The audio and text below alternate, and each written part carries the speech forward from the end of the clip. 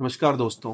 एक हमसे बहुत ही कॉमन क्वेश्चन मरीजों या और दोस्तों द्वारा पूछा जाता है कि हमें कोल्ड है या एलर्जी, हम कैसे डिफरेंशिएट करें। ये बहुत ही सामान्य क्वेश्चन है और बहुत ही रेगुलरली हमसे पूछा जाता है। तो कोल्ड तो कभी कभार सभी लोगों को होता है और इसमें और एलर्जी में कई डिफरेंसेस होते हैं। जैसे कोल्ड में पेशेंट को फीवर आता है, बॉडी एक होता है, सोर थ्रोट होता है।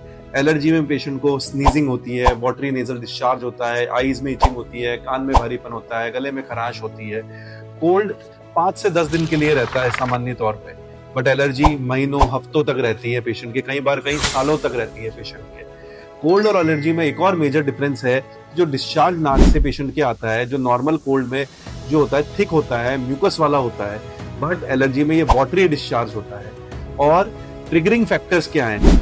एलर्जी में ट्रिगरिंग फैक्टर्स होते हैं, जैसे डस्ट के एक्सपोजर में उसको एलर्जी हो रही है, पर्टिकुलर सीजन में उसको एलर्जी हो रही है, पर्टिकुलर सीजन चेंज के बाद उसको ऐसी एलर्जी हो रही है। बट कोल्ड कभी भी किसी को भी किसी भी वक्त हो सकता है, जो 5 से 10 दिन के लिए रहता है।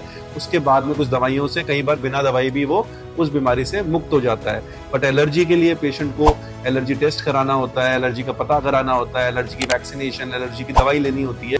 तो हम एलर्जी और कोल्ड का डिफरेंस पता कर सकते हैं।